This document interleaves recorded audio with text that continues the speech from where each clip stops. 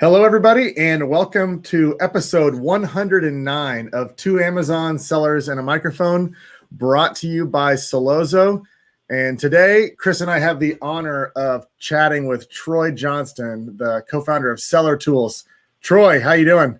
Doing great, man. Thank you for having me on. Yeah, we were talking beforehand. You're down there in Orlando. Kind of jealous. It's nice down there. I know it. The sun's coming He's in. also from Kansas City. Yeah. I know. Yeah, I got the connection there. Yeah. I know the handshake. Yeah. Yeah, that's right.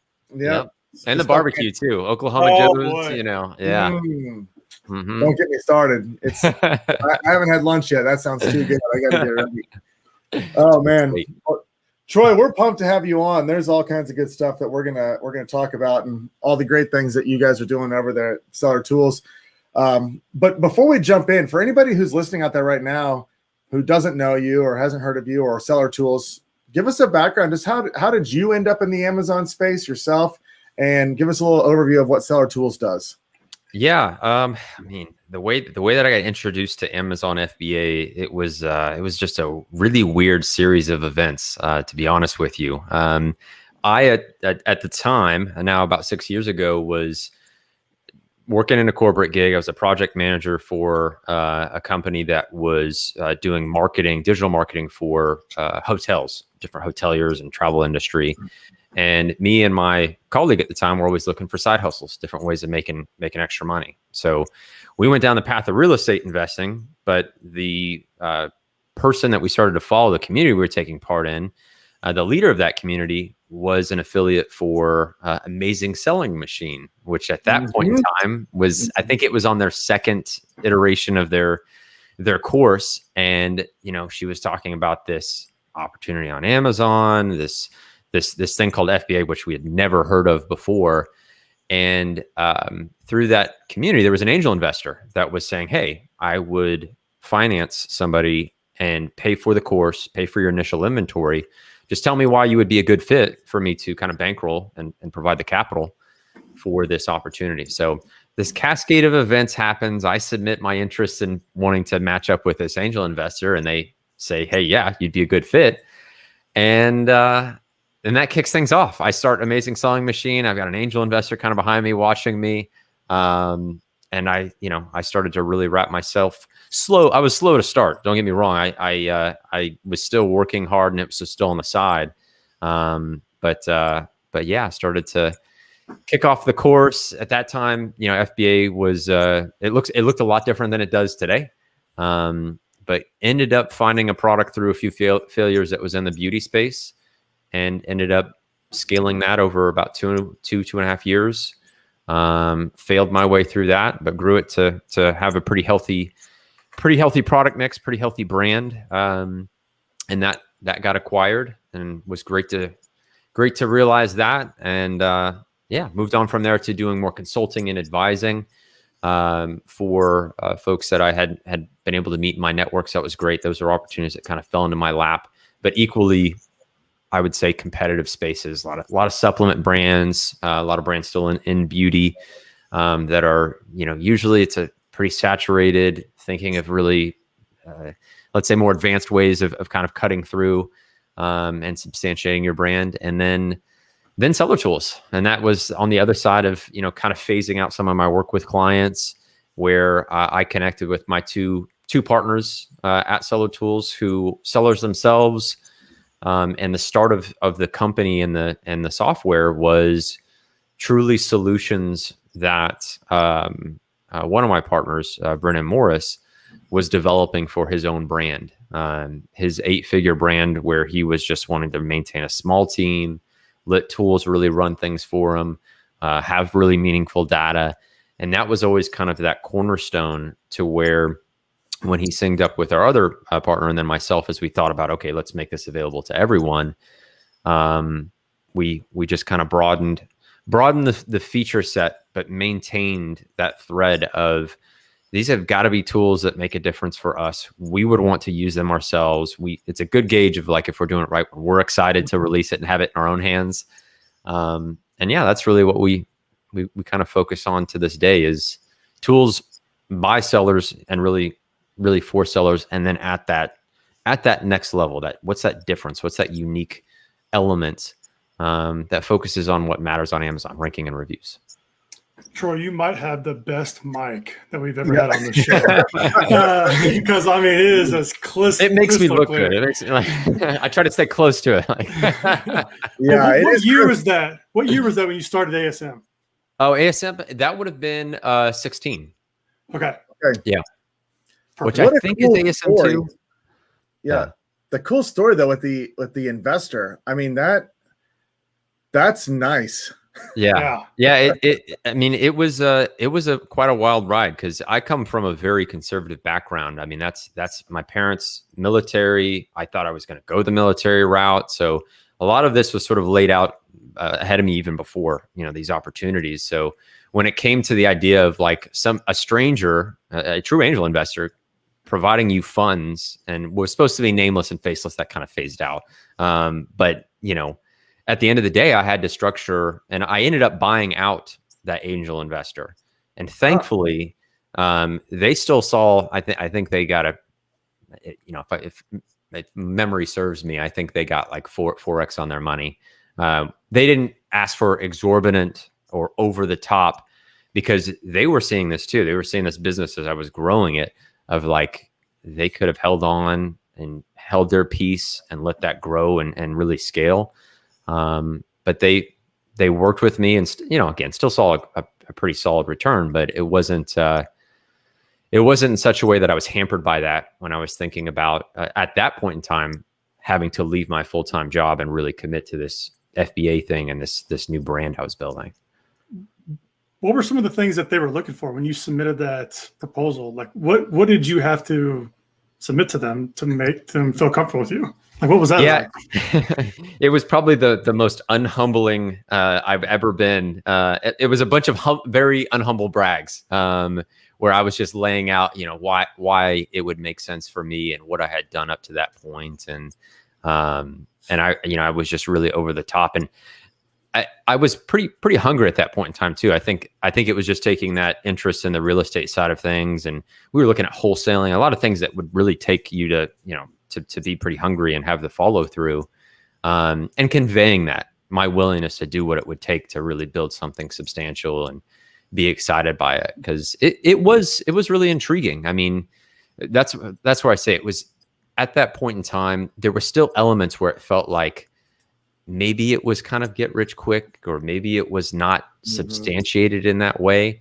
So I can empathize with people that see FBA today and think, oh, that's something somebody else does, and it doesn't resonate with somebody that they can take it up and really make it their own, or their own business.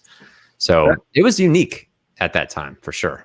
That 2016 time period was such an in-between time period, and that's because Kris and I got started like a year or two earlier than that, in like 2014, and that was still kind of like the Wild West. There was very few people talking about it. There was a couple podcasts, and you could really throw products up, and you didn't have to focus on really branding or any of that stuff.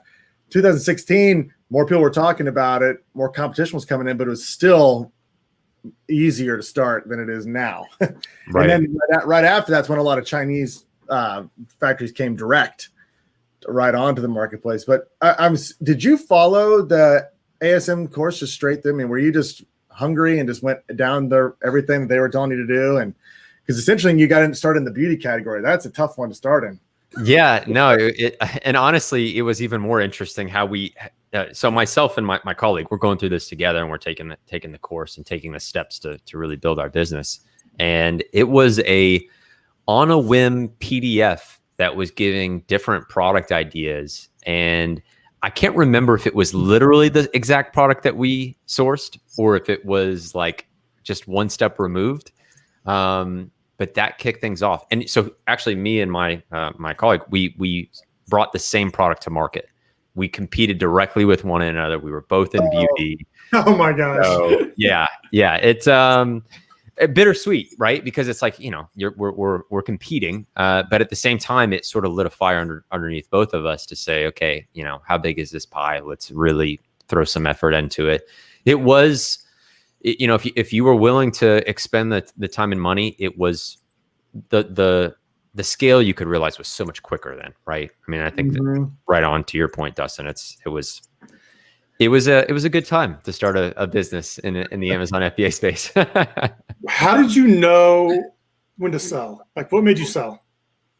Yeah, there was a point in which, I think there was things that were sort of the intangible and more unspoken, where I had a sense of like what the array of products potentially could look like. And my vision with the brand was to try to own a customer's sort of grooming or a bathroom experience, for lack of a better phrase, of if we can provide the cleanser, the toner, the moisturizer, the serum, the conditioner, like if we can start checking off all of those boxes and then provide kind of a variety of solutions there, I think that was compelling not only for us in terms of just our brand, but also when it came to really courting and welcoming potential acquirers, strategic buyers, for the brand narrative as much as what it's really built on the Amazon side. So it was getting to that point, but there was also just an element of I was really starting to feel exhausted from fighting the fight of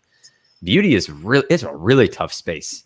You have to really have the stomach for, that was sort of the flip side, and probably closer into 17 and 18, where seeing the black hat listings coming down, account suspension, you would run through the gamut. And I remember that we have not so fond stories of, again, I'll mention my colleague again, where he's almost having like a mental breakdown at my house because his main listing, his sort of hero product, comes down and it's tens of thousands, hundreds of thousands of dollars in revenue at these early stages of your business, and you're just left like, oh, like what can I do? How can I change it? And you've just got to let it go through the Amazon system to kind of rectify it. So I just kind of got to that point too, where it was the apex of, okay, I'm ready to move on, but I built something that really has enough of the narrative. I think that's a big part of sort of identifying your assets and the brand equity that you've built, along with your P&L and having your numbers lined up for the time of acquisition. But those are some of the things that went through my head. I was ready. I was ready at that point to bid it farewell, hand it off, and put it in the right hands. I think Kris and I can relate to the sleepless nights. I was just about to jump in there and say, anytime I get an email like your account question, I'm like, oh my gosh, what more do you want from me? Yeah, it's there's some dicey things that can happen for sure, and we've been through a lot of them as well. But you were selling before it was cool. Yeah, no, I know it's an interesting time. It was one of those things where it was. I think when people reflect on that time, it is the idea of things maybe being a little bit easier. But I think there are certain categories where it's like, you've got the scars, man. Like I think a lot of people are like, we're always asking me, why aren't you bringing a brand back online or anxious to start selling again? And it's like, you've got a little bit of trauma from like, man, there's stuff that you just have no control over. And then again, once you have 20, 25 products, your exposure is broadened, and one comes in, you just normalize losing money, and it's not fun. It's not fun. It's too bad too. It's really too bad. It's too bad you can't get like somebody on the phone with Amazon and figure something out beforehand, or it's just like they don't ask questions. It's immediate shutdown, and then you got to figure it out at the back end, which really sucks. Yep, guilty until proven innocent. You gotta love the Amazon model. You could be shut down for 2 or 3 days, and that could be your profit for the month. I mean, you could be out big time. Yeah, it's and then you start hiring people, and your overhead gets very real. So you start thinking about the other people impacted, and then it doesn't just become like, this is just me. It's one of those, Amazon, they giveth and taketh away. It's I think a lot of people get confused. 7 and 8 figures sounds awesome, but it can still be a wild roller coaster, and you can still be unprofitable. Some it can be tough, but so the transition. So you transitioned into consulting, and then obviously now with SellerTools. let's talk a little bit about SellerTools. What it does, some of the suite of tools that you have, and then whoops, broke my pen. And then we'll go into we'll start talking about some of the main topics we want to get to today. Yeah, what we do a lot today with SellerTools is really focus on really just ranking and reviews. Those are the objectives we want to achieve, and then where the tools help and really support sellers is really simple features. What comes to mind is review request, which is one of our newer features, where we've all used buyer seller messaging. We've all thought of ways of crafting requests for reviews, hopefully safely, hopefully within terms of service. But that's sort of shown its age a little bit, whether it's customers opting out or just being worried about the language that you're using.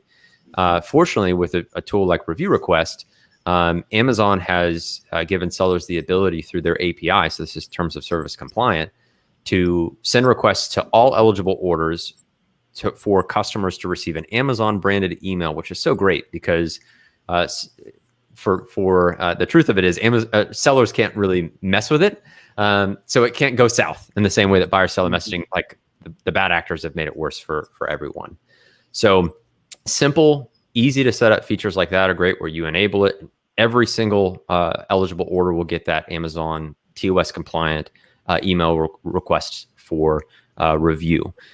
Where most sellers do tend to find us in terms of both reviews and ranking is our integrations with tools like MiniChat, is seeking out and finding ways to own more of the customer experience and customer engagement.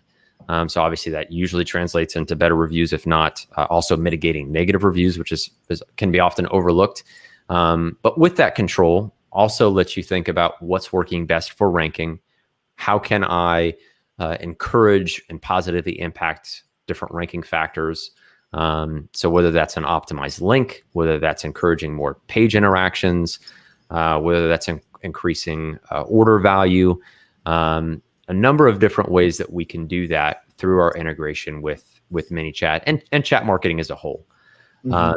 So yeah, those are usually the ways that kick things off. But then we have keyword research, keyword tracking, listing optimization, competitive analysis, alerts. So there's a whole suite that is really making sure that your product is set up for success, most visible, but then also, alerts are a lot of the things too that we're touched on. They're your peace of mind of, what if my title changes? What if I get a dog image on my, what my listing comes down?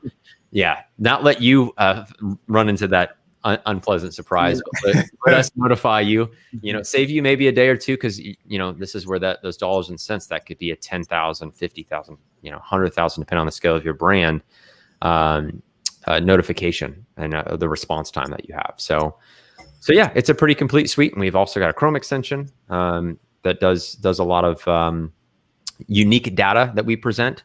So just to highlight one of those is total Amazon traffic. We take the brand analytics data to be able to look at Amazon sales and traffic and sort of see. One of the big questions as sellers we have seen and have ourselves is Amazon sales down? And this will give you an indication. It will graph sales activity, approximate sales activity on Amazon, to where you can see it against your sales and say, hey, is it just me, or truly is everybody's sales down on Amazon? So a lot of nifty stuff like that too, where we sort of say, what are we asking ourselves? What do we want to know? And then having that show up in some of the tools. That's a cool tool, actually. That's every Facebook group I'm in. You hear that question all the time. Sales, yeah, I know. It's meme worthy. Anybody else that sales down today? Yeah. We're very tapped into the memes. That's when we see that a lot. We're like, well, maybe we can try to. Maybe we can answer that question. Exactly. Yeah.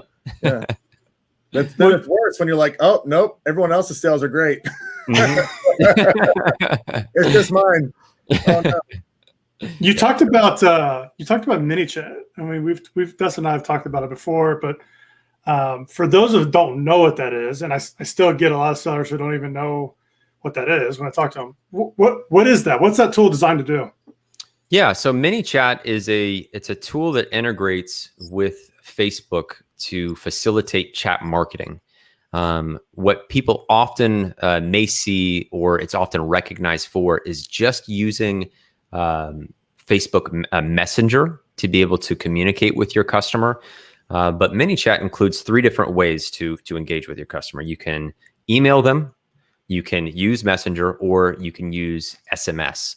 And so some of the ways that a seller or brand could use MiniChat, I sort of like to break it up in 2 parts of pre-purchase. So thinking about maybe I'm welcoming a customer into my MiniChat flow. A flow is just a name for the journey that we take that customer on. And we engage with them in that flow through Messenger. So we send them a Facebook message that says, hey, we have offer X. We'd love for you to take part. You can get access to it here. We can also send them a text message to follow up and say, hey, did you take advantage of offer X? And we can follow up with them via email as well. So those are 3 different kind of communication methods to take a customer through a flow through MiniChat. And we also have the post-purchase side. And this is where, for us at SellerTools, we're spending a lot of time on this when it comes to customer ownership, when it comes to when you think about on the other side of somebody already buying your product, kind of voting with their dollar. So they've invested in you and your product and that buying experience, of continuing that relationship, of further engaging that customer and further supporting them. So often the low-hanging fruit there when it comes to MiniChat is using something like a product insert or a sticker. It can kind of serve the same purpose. And a good example would be customer sees that insert, they scan the QR code that's on that insert, and then they're brought back into a MiniChat flow. And we can engage with them initially on Messenger and say, thank you so much, customer, for your purchase. We wanted to, we can offer unique value in that flow. We can let them know we're here to support them. We can give them a unique piece of content that can address FAQs, 4 common questions, mitigate, again, potential negative reviews. But there's a lot of really creative ways. And this is one of the challenges with MiniChat, is that you can do so much with it. We find that sellers are maybe, and you probably are alluding to this too, Kris, is that people know it's popular and it's really effective. And we have really big brands doing a lot of volume through MiniChat. But we see sellers often just get intimidated because it's yours to do with it what you will. There's so much potential that it's too much. It's massive. It's gotten so much more complex than what it used to. Like, there's certain rules now, like Facebook has rules, like 24+1. I don't even know if that's still around, but there's so much going on now that, like, if you try to do it on your own, you'll probably get your account suspended somehow. Like, not your Amazon account, but you'll probably get your Facebook account suspended. So, I mean, I would definitely recommend anybody, if you're going to do a search like MiniChat, like, go learn it or hire somebody to do it for you, because it's a completely different world. Yeah, you're spot on. And that's one of the things that we wanted to tackle through. So we've done this sort of 2 different ways where I actually created a free MiniChat basics course that's really geared towards sellers. And it's like 60 minutes of content, like what you can learn in an hour just to understand, okay, what is MiniChat? What are things like custom fields? How do I use their flow builder to build these flows? And then the second thing we've done is we've developed and made available completely for free MiniChat flows. So, when you hear me talking about SMS and email and all of that sounding like way too much, when we give away these free flows, it's that entire journey. So we know exactly where the customer is initially engaging with us, what type of, a copy or messaging are we sending, what kind of value are we sending them, a free product, let's say, and we can do that all automatically through these free flows. But we knew that was the biggest thing. It's like if we can give, if your objective is to build a car, we'd rather just give you one and hand you the keys. And that's what these free MiniChat flows are really all about, is now you've got them in your hands. And that's the biggest part, is the elements, the flows themselves. Well, I'm a downloader. I took them from your site. So watching go, like, if you're looking for MiniChat flows, I mean, don't create them on your own, because you're going to miss a step. I would definitely go download a flow, like somebody's already packaged together, and then you just put it in your account and you just fill in the custom fields with your product.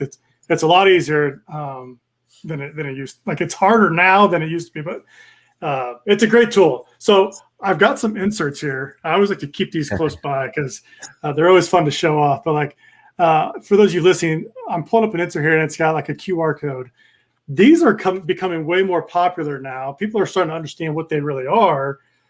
In the past, people just like website, go here and do this. And now we're even seeing people say, text this number to get a free bottle or something.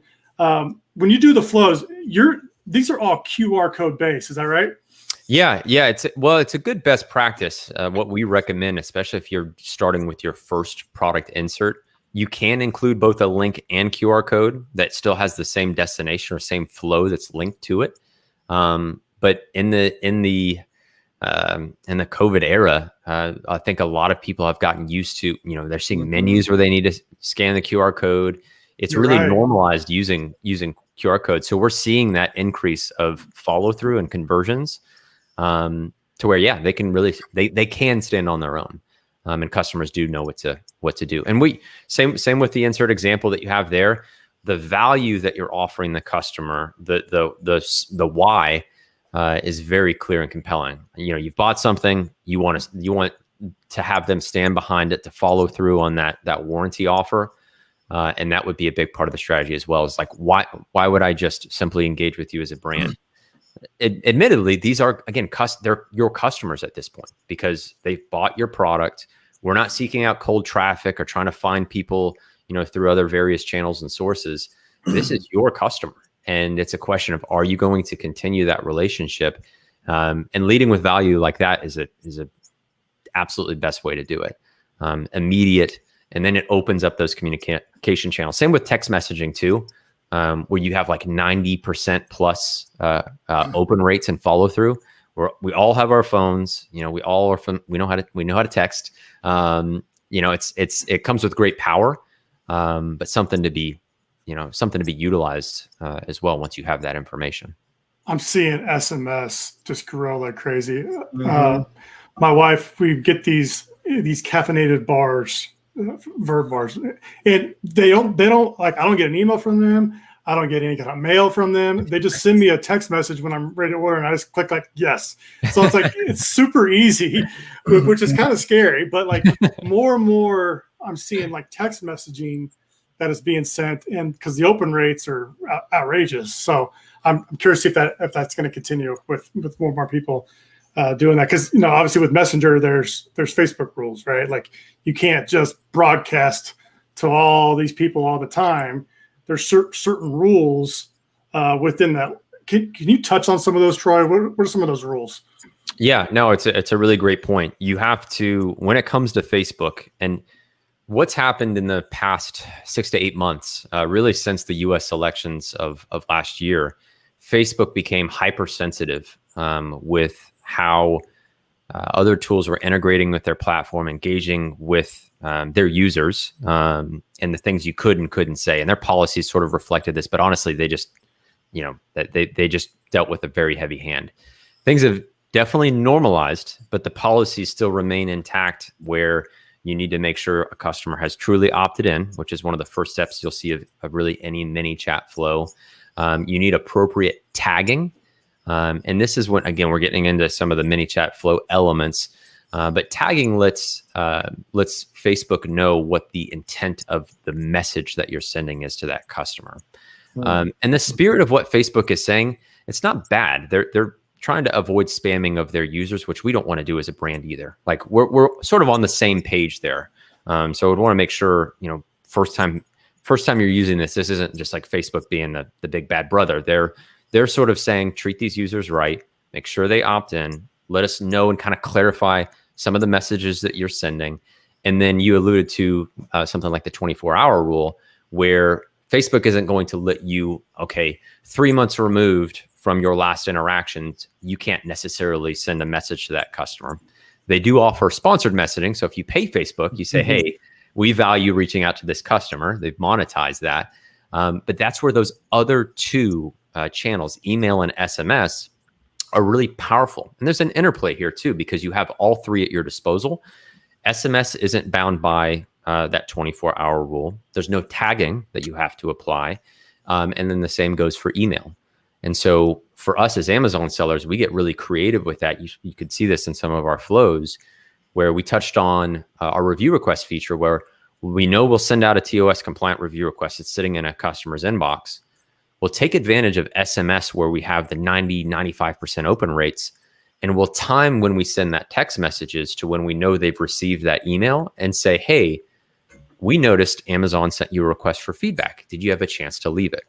And so you sort of marry these things together where you've got TOS compliant, really elegant way for Amazon to request reviews. We take 95% open rates, and we're not over the top. We're saying, hey, did you have a chance? We noticed Amazon sent you an email. We hope you had the option to leave your feedback. So those are some of the creative ways, we tie in, and it's all automated too. That's the beauty of this. There's not you're not having to sit in front of your computer and send a customer a message and monitor, when that review request goes out. You set the sequence, you support it. Again, these are humans. There's not robots going through these customer flows and journeys. But if they fall out or if they have questions, you're there to support them and take them through that journey. I think all this is so fascinating, just because it's a step beyond where the Amazon seller typically starts. It's now, and we're talking about ways to own your customer, because when they buy on Amazon, yeah, they bought your product, but you don't really own them. You can't just email them, hey, come to my website and buy, from me directly. So all of these are tactics to just be able to really add value to that customer, and then be able to, answer questions they have or push them new products or new launches. So it could be huge to own that information. So when you talk about the insert cards, what value proposition do you see working the best? Like Kris held up a warranty, but there's all kinds of other creative value propositions you can give to get people to actually scan that QR code and get into the flow. What kind of creative ones are you seeing that work really well? That's another big one. Yeah, that's if you can, if you have the inventory and the capital. A free gift is great, but it does require a little bit more of an investment, depending on how many products you have those inserts in, and obviously you need to fulfill and send customers those products. That's the highest value one. So it's a great way, even if you use it intermittently, you don't have to think about this into perpetuity where you're always using these inserts and you always have to fulfill that type of offer. But free gifts are great. Free samples are great. This is where really thinking about your product, your category, and your customer avatar makes a lot of sense, where you can extend that value. So is that an accessory that supplements the experience? Being in beauty, samples are always great because that's always an extension of, it's kind of a teaser to a future launch now that you own that customer. And then, buy one, get one type of offers are good too. And even doing that sort of post purchase, but understanding what you're truly offering and elevating that value. Free gift is a good one. The content delivery is another really solid one. Where if your product, let's say, requires more setup, you think about that customer buying experience as they're unpacking it, as they're understanding it, ultimately using that product. Does it need more of an explanation? This is where really harvesting from your reviews makes a lot of sense too, of what people really highlight, what people really don't like. How can you deliver a 5 to 10 minute video? This is again where MiniChat really shines because it's media rich. You can think about how I can send that video, what's going to get in front of them. Is it worth it to text that customer to get that great open rate and have them follow through? And then warranties and registration. That would be kind of a third pillar to think about for products that maybe are a little bit higher ticket, that may run into more potential, thinking about the use of that product. Is it going to maybe wear out sooner? Is that something where you want to really convey that level of confidence? One kind of asterisk into that strategy is that sometimes we do see sellers not managing their warranty or registration program fully. So if you're going to offer it, make sure you're capturing all that data, you're following through with your customers, you're supporting it, because man, that can go south fast. If all of a sudden your means of capturing who's signing up for this and it doesn't have any teeth to it, that's really an ineffective way to approach it. So I would sort of treat it in that order too. If you can make free gift work and think about those supplemental, accessory, sample, or, same product, free value. Those are just, the value prop is so steep for the customer, where you can ask for and get their email address. You can ask for and get their phone number, because there's such an exchange of value taking place there. Let's go through, and we haven't talked about this yet. Let's go through, let's go through like a strategy. Like, I've got a product. I want to launch the product, but I also want to do post-purchase as well. So I'm going to be doing two different things. I'm going to be first launching a product using MiniChat or using some type of flow builder. But then I'm also going to be doing a post-purchase on the back end to make sure I get the review count. So where do you start? Like, if I'm launching this coaster or a beauty brand, what's the first thing you do?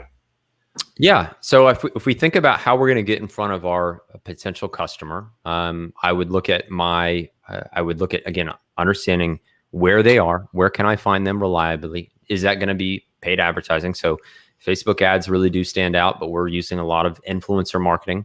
So where is my customer congregating en masse to a very receptive message where I can deliver some unique value, or maybe team up with an influencer? So let's take an influencer as a good first step. We work with that influencer. We say, hey, we're going to run a rebate offer. We're going to give our product, we're launching it.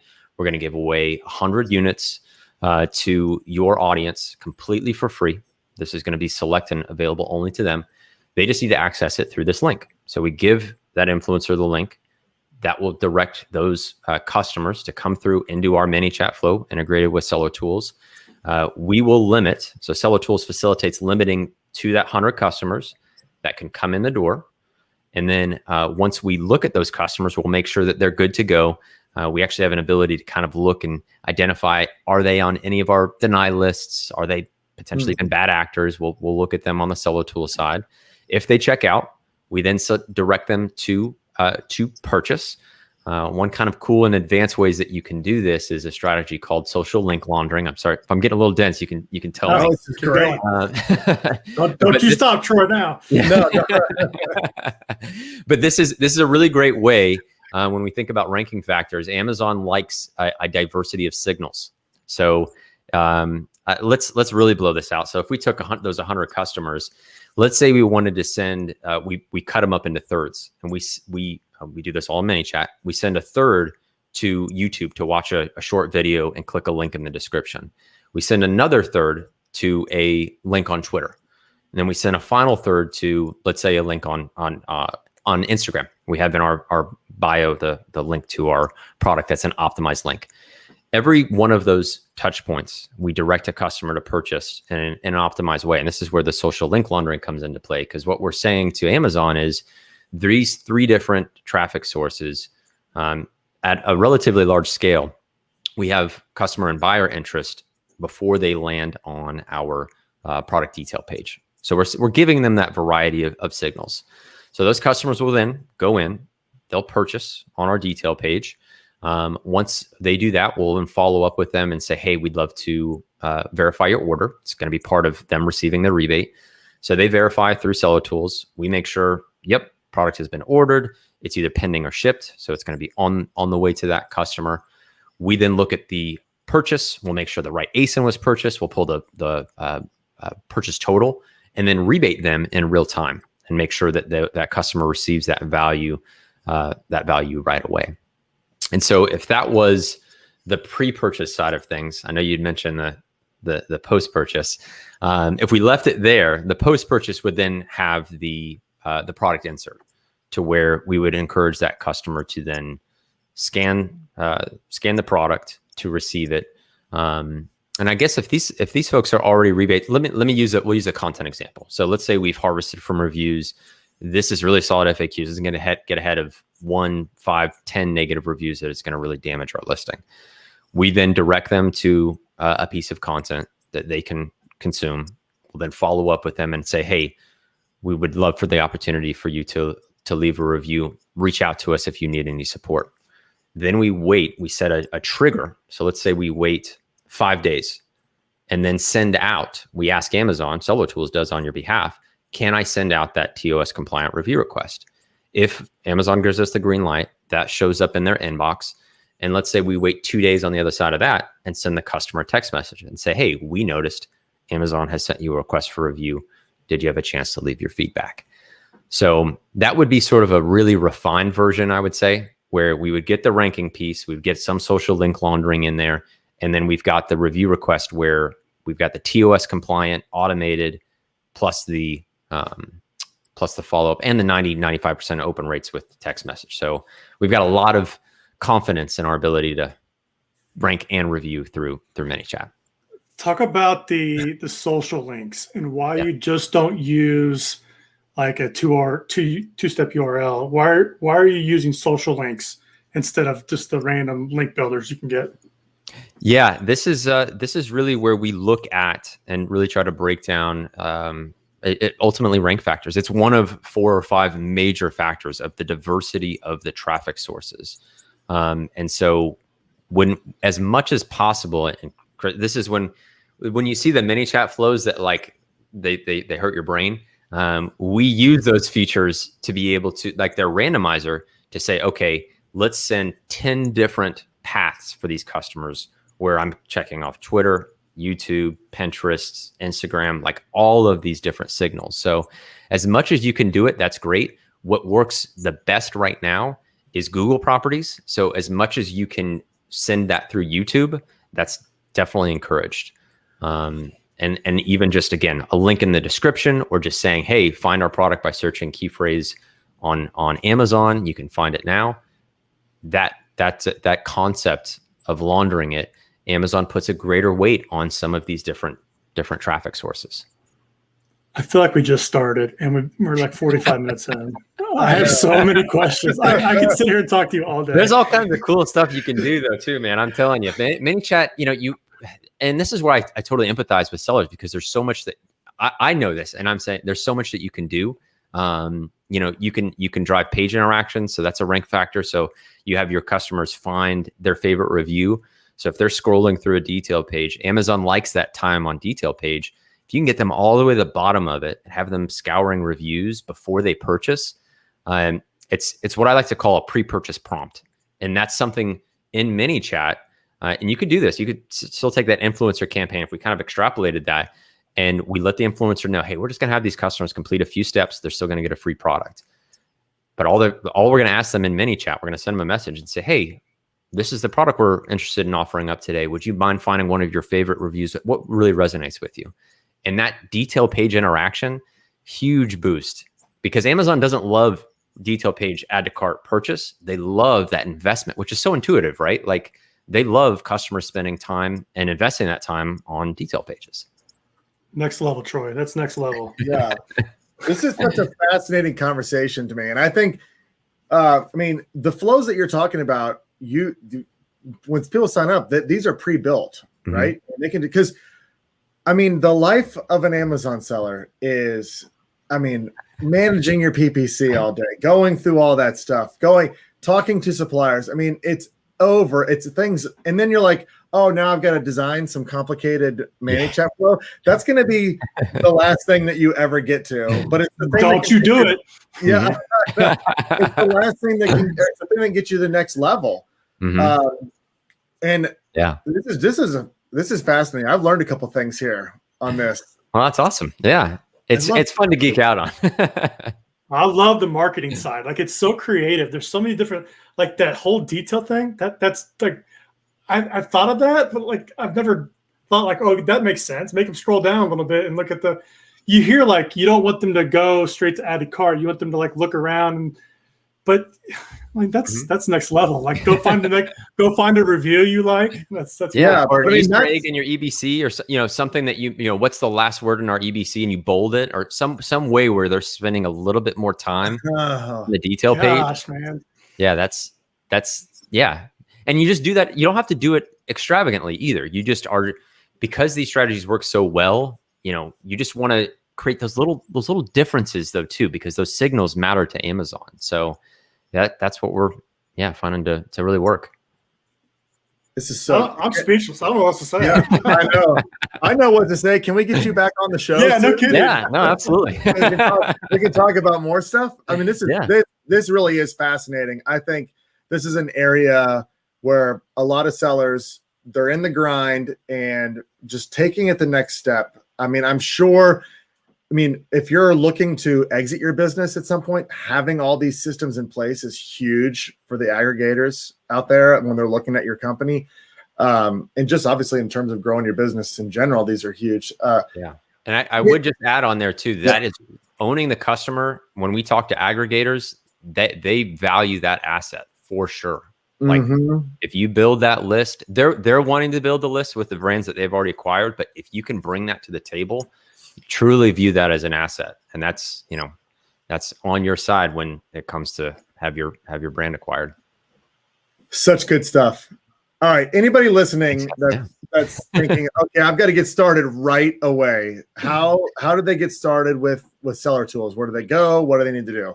Yeah, so we have a 14-day free trial. Everything that we touched on, all the automations, all the free flows, you can all get access to that when you kick off your trial. And I would encourage you to start there. Honestly, get the free flows. You'll see on our website under automation, MiniChat flows. So the truth is, we actually make our flows available to anybody. So you could even just look at them before you've even start a trial or start paid access. So yeah, you can get in there and get working. And features like review requests, really simple ones too. And this is where I want to make sure I don't lose anybody on that side either. It's really simple stuff. You can start getting reviews even in that 14-day period. You just turn it on, let Amazon do the work, and then we just supplement. We add a lot to that with what we do with MiniChat. That review request has been fantastic. That's one of the best things Amazon's done. Yeah. Yeah. Go ahead, Kris. What were you going to say? I said, go check out the YouTube too. Seller.Tools on YouTube. I don't know if you mentioned that already, but you do some really cool videos with another guy, Ian. That's super knowledgeable as well. But I mean, this is next level stuff. Like this is all marketing. You can run as many PPC as you want. You can change your image and stuff, but like this is taken to a new level. Yeah, well, and you can tie it all in too, Kris. Yeah, I mean, if you run PPC, you do post-purchase, then you relaunch the list that you got post-purchase. Like, you can really marry a lot of this stuff in together, but it's all about just making it a priority of how am I at the end of the day building my list, reliably ranking, reliably getting more reviews. Love it. Great stuff, Troy. We're going to get you back on here. Yeah. For sure.